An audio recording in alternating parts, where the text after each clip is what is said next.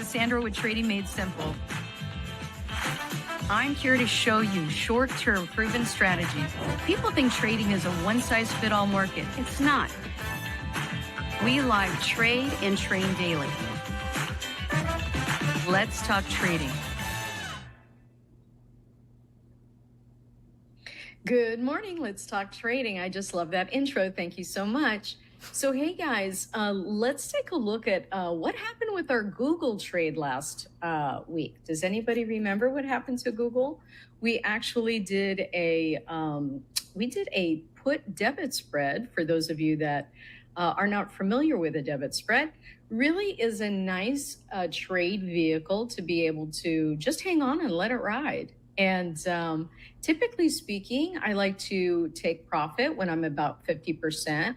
I take most of my contracts off, and then I leave a little to ride for the end. And so as we were looking at this chart last week, which was Friday, I said this was looking actually a little bearish. And so now if you would have kept the trade on, let's get that on there on the analyze graph, you can see that this trade cost $87 to get into.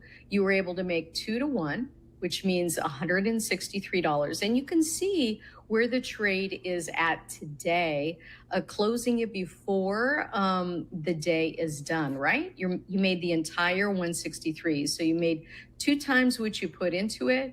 I took some profit at 50%. I took other profit at 100% and sent Zunaid an email. Not sure if he got that. But so this was a successful trade. And at the time that we were looking at it, we were talking about basically just sector rotation. And that Google was actually the first one on the table to look bearish that day. And so glad that that trade worked out. Now, while I go through some charts, I'd really like to see some of you participate by giving me some tickers to look at. And we'll take a look at what we got coming up this week. Now, right now, while I have Google on the chart here, I can see that on a 4-hour, we did surpass the last pivot high, and we did a bounce, and we're like right there again.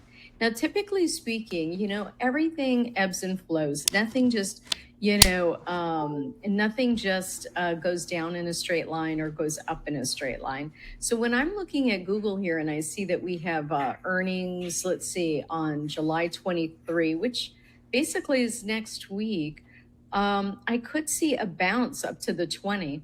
Now, a lot of people like to use VWAP or maybe some other combination of EMAs.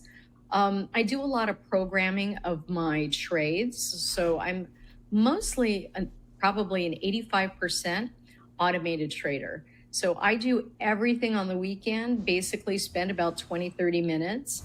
I automate my trades, and then I just kind of let them work themselves out for the rest of the week. So do we have any automators out there? I'm just curious. Hello, guys. Let's see some of your messages. Let's see. Oh, you got stopped out of Google. What was your stop loss on that, Robert? T-Mobile. I believe it's a good time to get in a long call. 189 days. All right. We'll take a look at that. You know, I typically put on 3 to 5 contracts, like not huge. Okay, so if your account size is $100,000, this is a great question. Like, what is your risk amount, right? So if I'm putting on about 10 tickers, I'm typically 3 to 5 contracts in each of these. Now that's mine, right? Because I have other different types of automating. We actually have automating bots that are for premium sellers. If you like to sell premium, which is like iron condors and straddles and strangles, as well as diagonals and credit spreads. Well, you know, I have a portfolio that's basically when those variables are all yes, the bot just automatically turns on.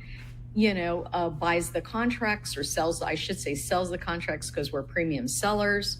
And then, so I have a portfolio there. And then I have another portfolio. So, depending on your risk amount. So let's go over that real quick. You should only be risking about 1 to 3% of your entire portfolio that you're trading in your trade accounts, right? For this specific account that you're trading, you should only be risking about 1 to 3% of your entire portfolio on one ticker. So if you're creating trades on Google, as an example, you're only putting into Google 1 to 3% of your portfolio size in that ticker. And what that does is it allows you to spread a percentage of your portfolio, a small percentage of your portfolio, into a lot of different tickers. As an example, if you were to do 10 over the weekend, and then always being able to identify, look, if there's a black swan event, I only have 1 to 3% in these tickers. And so that really then helps you to be able to recover if there is a black swan event. And so even though we often don't see a black swan event happening, you have to be prepared for that. And so that really then protects you, as well as sizes your portfolio based on all these different tickers with different stock prices.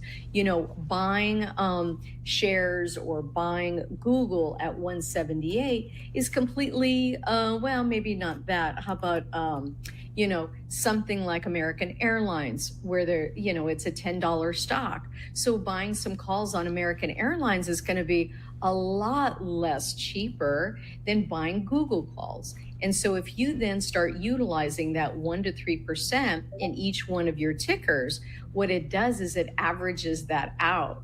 It averages so that when you actually gain in American Airlines, you're actually gaining a decent profit, as you would if you were like in Google, because you're utilizing that 1 to 3%. So I am a very conservative trader, and I do most of my trading in automation. I like to take the human emotions right out of trading. We all know where support and resistance levels are. We know where point of control is. So if you just play with those probabilities, it's a higher rate of success than being involved in the manual art of trading. So yeah, that's a good example, Jay, like 10 positions with 3% each. Now, are each of those 10 tickers going to trigger? Most likely not. I typically range around, 50 to 60% of my tickers actually triggering. So they all don't trigger at once. So depending on how you're automating your trades, then this could really help you. Okay, so you had a stop of 35 cents. So kind of relatively small for Google. Even smaller. Okay, so you were only giving this a very small amount. And so, that ends up happening. So what I always say is that if you actually identify the trades that didn't work for you. So as an example, the trades that don't work for you, I actually promote journaling all of your trades. But if you had an Excel spreadsheet and you were actually tracking your trades, you can then write notes on each of the trades, why this one didn't work for you. And then what that does is for every stock that's about $120 as an example, and you see that you're only putting in a 25% stop, or a 25-cent stop on it. And you start to make the connection that, hey, wait a minute, if I'm in a stock like Google, as an example, and the contract is 87 cents, you're not even giving it 50%. And I know that on Friday I said I typically go with a 50% loss or a 50% stop. If you're not happy with that, then you need to adjust that sizing. But what journaling does is it really creates the connection, the synapses in your brain, to actually make a paradigm shift of the way that you're doing things right now. Because the way that you do things right now are all by habit. And because we do them over and over and over again, we'll never change our habits unless you actually can see the connection. So I would suggest start doing that, to start journaling your trades and then saying, oh, you know what, for Google, I think I need a wider stop loss. That's what I think I might do. And then let me try that moving forward and start documenting those trades to see if you can actually profit, because this was a great profitable trade. It needed a little bit of time to work out, but once it did, it really went. And so what do we have right now? Well, we have a ton of sector rotation. And then also now, we were looking at the Dow Jones, we were looking at IWM really pumping while the sector of the techs was going down, QQQ and SPY going down. Now we kind of have everything going down together, right? So everything right now is really kind of looking bearish here. We got SPY down today. Let's take a look at a smaller time frame really quick, see if we can identify anything. So we have SPY, we have QQQ. Let's take a look at that. That too, breaking consolidation right here. QQQ actually looking like a nice brand new short right here. Could you do another debit spread? We've been using debit spreads since I have been invited here at Benzinga, and they work so well because you can actually hold on to them quite longer. And when they do get into profit, you do get your hands on some decent profit. So what was the other one? Somebody said T-Mobile. What is T-Mobile? T-Mobile, TMBL maybe? I don't really trade that stock. Yes, TMBL. No, that's not it, is it? Somebody give me T-Mobile and I'll pull it up, because that doesn't, it looks like T-Mobile USA, but it looks like something completely different. Let's see if I can take TMUS. Thank you for that. You can tell I do not trade that one. TMUS. So T-Mobile on a 15-minute candle, going right into the weekly expected move point of control right here at 182.08. And you can see that we've bounced from here yesterday, came back up, and then now into consolidation. So if we take it a longer term frame, we've been nicely going up. We hit our weekly expected move here early on in the week, and then we pulled back. So we could actually pull back all the way to 179 on T-Mobile before we get our next little push.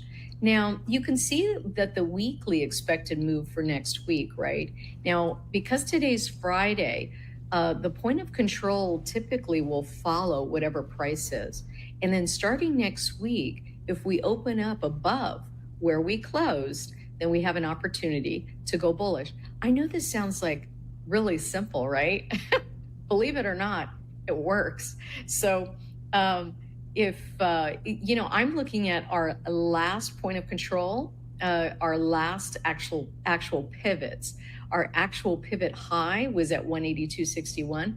I could easily see this next week if we stay above 182. Let's make it 182.70. If we could stay above no, I can see that, the top of that range right there. Let's make it 182.80. We can stay above on T-Mobile 182.80 either today or on Monday. Then you're going to make it up to 187.52 for the week. And this is a really nice indicator to have. It's the weekly expected move. So if we take a look at the trade tab as an example, you could see that for the next 7 days, we have about an $8 move. So an $8 move, either above or below. And so now you can see that our volatility, right, is pretty high today. But next week, volatility is going to crush a bit. So you might want to just wait. If you're buying a debit spread, that might be better than a straight long call or put. And why is that, guys? Because when volatility is higher, the option price is higher. And then next week, you're going to get a little crush on Monday. So that's not really good, is it? Let's take a look at some other stocks. I'm curious to see if why is volatility so high today? Let me take a look at it. Did it have earnings? No, it has it next week. Maybe just because today is a down day, VIX is up. Maybe that's why. But we have high volatility right now in TMUS. So I would go with a debit spread. And the reason I would go with a debit spread is because you're selling, right? When you're actually in a debit spread, you're buying and you're selling. Now, the best way to take advantage of high volatility is to be a seller of options. But you could see that we have approximately an $8 move for that. So that should give you some, and it's actually holding relative strength pretty good here. $8 move for T-Mobile is actually pretty good. Looking to stay basically up above our last pivot high because that serves as support. But because we broke underneath it, it's serving as resistance right now. So really looking for a bullish continuation to stay above that 182. And I think we said 80 at the end of the day, just, just averaging that out. And then you can see that we're butting our heads on a smaller time frame. On an hourly, we're butting our heads on the weekly point of control, which was identified on a Monday. And so that's at 182.08. We're just slightly staying above it. And this is called Darvis. This is an indicator that just identifies for any time period consolidation. You can see we're consolidating yesterday and today in this range. So really, you can use that as a trading strategy as well. Above 183.43, you're going long. Below 181.77, you're going short. You can automate that, by the way. Automate it all. All right. So then now, let's take a look and see if you have. Oh, yeah. Let's look at Netflix. Somebody says it is. I've been looking at that today. The reason why is because I had a 1 hour long here on Netflix, and I still have this 1 hour long. Let's take a look at that. Looking at stocks that are kind of, well, we've gone down on Netflix. What's so great about the hourly chart? Nothing, as far as I'm concerned. I don't see that as a buy at all. On an hourly, it's weak. It's underneath the 20. I utilize this 5 EMA for some automations that I program for those premium selling bots that I told you about. And so I don't use this actually for trading. I use that for my automation programming. But when I'm looking at a manual chart, I'm looking at my 20, which is basically my reversion to the mean. It's very clean for me to identify. Below it, we're bearish. Above it, we're bullish. As simple as that. So I'm looking really at this still being a short on an hourly. And then on a 15, we're still below it as well. Until we actually pop above it on a 15, we're not getting a trend change for, the following week. That's kind of how I kind of gauge that. Will there be some ebbs and flows? Yes. And so, but for looking at an entire week out, this still is looking bearish to me. Let's see. Got a huge outside candle on a 4 hour here. And we are actually coming into, we've consolidated, and it's actually a pretty decent range to consolidate in on a 5 minute. It's a big range. 678. We've done the whole gamut from the previous pivot low to the previous pivot high. We're sitting at support right here at 635.29. 635.29. Interesting for a bounce. The only problem that I can see here is if I look at a 4 hour chart, our trend is down. We're trending down, and now we're consolidating, going sideways. What ends up happening after consolidation? Well, we either get a trend change or we continue with the trend. If on a hourly, as an example, or a 4 hour, momentum crosses above that 0 line and price crosses above the 20, you could see a trend change here, guys. That's what I'm looking for. If you guys can program, hey, price getting above the 20 EMA, momentum getting above that 0 line here, you could use the CCI. This is a custom indicator, but CCI is similar to this. You could use that instead for your momentum indicator. But remember, momentum drives price. So if momentum drives price, you really do want some sort of momentum indicator that you like. And because trading is so subjective, you have to find something that you can read, that you can trust, that makes sense to you. So for me, it's the CCI, and this is what was formulated from that. So I would take a look at still going bearish on Netflix, to be quite honest with you. And then I was looking at XOM. Let's take a look at XOM. What are commodities doing right now? Well, we're just coming off of a bull run, aren't we? We could come down and test. Let's see, we could come test approximately 115 for a continuation trade. But doesn't mean that we're not going to come down and retest. Nothing goes up in a straight line. We have to have the ebb and flow. Could you short this for a couple days next week? Absolutely. And that's exactly what this is doing, is just coming down and conserving its energy to make another run up. But this actually looks bullish. And if we look at it from a kind of going back a little bit, you could see where we made a low, we made a high, we made a higher low, we made a higher high. That's considered a trend. And these check marks that you see, right? These check marks that you see is what creates that trend. So if you're a trend follower, you need to recognize that after this big run, could we see, a week of either consolidation or a jump back down? And I say yes. So you know what, for XOM, because we're running out of time here, I'm actually going to do a debit spread on XOM if you guys want to follow along. We've been doing so well on our debit spreads. I feel like it's funny. Like I do all sorts of, if you go down to this spread trading, you could see all these different types of strategies. But since I started on Benzinga, I've been doing debit spreads and they've been working out so well that I'm like, wow, let's just keep on going. So here on 117, if I look to buy you could see if I look to buy a put, it cost me $134 approximately. If I buy a debit spread, it's going to cost me $45. And so you can then, take a couple of these and let's make it 5 even. And what are you doing? Let's look at that on the analyze graph. What are we saying on a debit spread? You basically hedged your position by, and if you will look at it here, you can see that you're buying a call and then you're buying a put and then you're also selling puts. So you're buying a put and you're selling a put. So that's what allows you then it's kind of a hedged position, enabling you to basically, if this goes sideways, it doesn't hurt you any. If it goes down a little bit, it doesn't hurt you as much.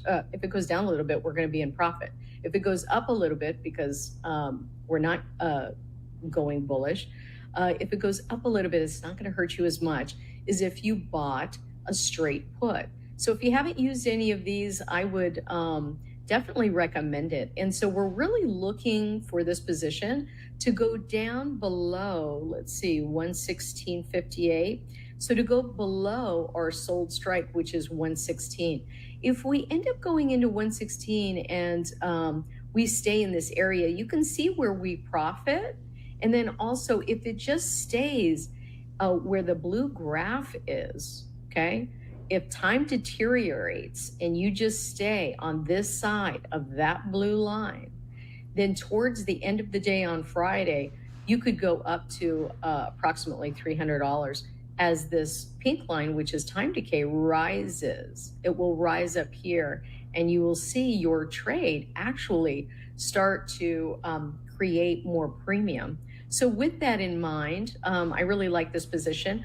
At 50%, I'll take some profits off and then let some others run. So if you guys like that one, let's see if we can get that going for about 40 cents. In fact, I'll just give it 41 and see if that will. And really, what am I looking for? I'm looking for this to come down to 116 at least, right? Now, if it comes down to 116 at least to touch support here, where this is kind of its prior consolidation level, then I'll know that, hey, if it breaks below that previous consolidation level, which by the way, consolidation levels act as support and resistance, then I know it's going to go lower and possibly come down to that 20 EMA, which is around the 115. I just got into that trade. And so that's what I'm looking for XOM for next week. Just a little pullback. I'm not saying that it's going to completely change commodities at all, just a little pullback. And if it actually doesn't, hey, look, 50% profit, 50% loss. I'm out of it, and then move on to the next trade. So let me see if we have any additional charts or questions. Coin. Oh, nice. Wow. Jay, what a great trade. That's awesome on coin. I love it. And it was a call spread. Excellent. Wow. Nice profits. That's incredible. I love it.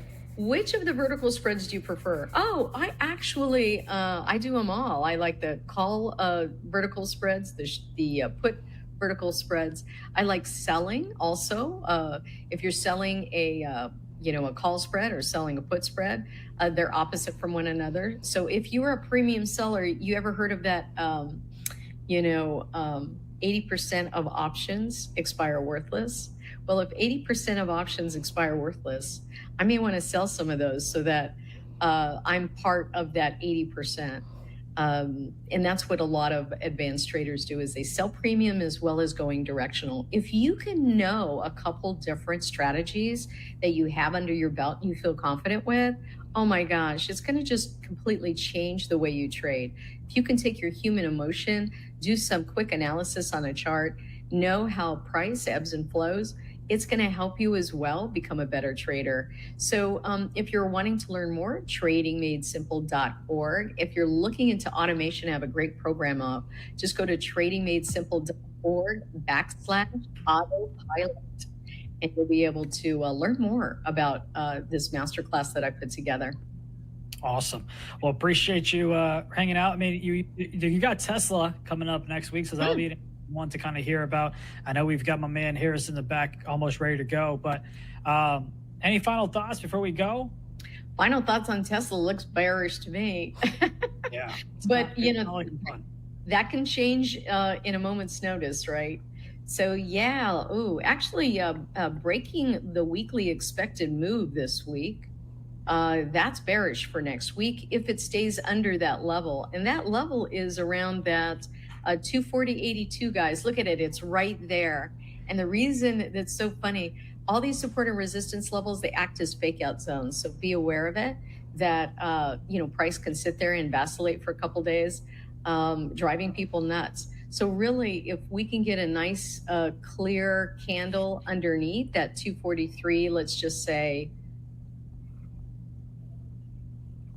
we're at 240 right now. So we broke the 243 level. If we close today below that 243 level, guys, this is a great short for Tesla. I'm thinking like a put debit spread. And you want to get out of it before earnings. Get out of it before earnings. Yeah. The play up before earnings is always so much fun. You don't want to risk that little downside movement if you have calls, or upside movement, or if you're like Netflix, you fell flat because it didn't go up, it didn't go down when the market opened. But Sandra, appreciate you so much. Again, folks, you can check her out at tradingmadesimple.org. Sandra, we'll see you next week. See you next week. Bye, guys. All right. Take care.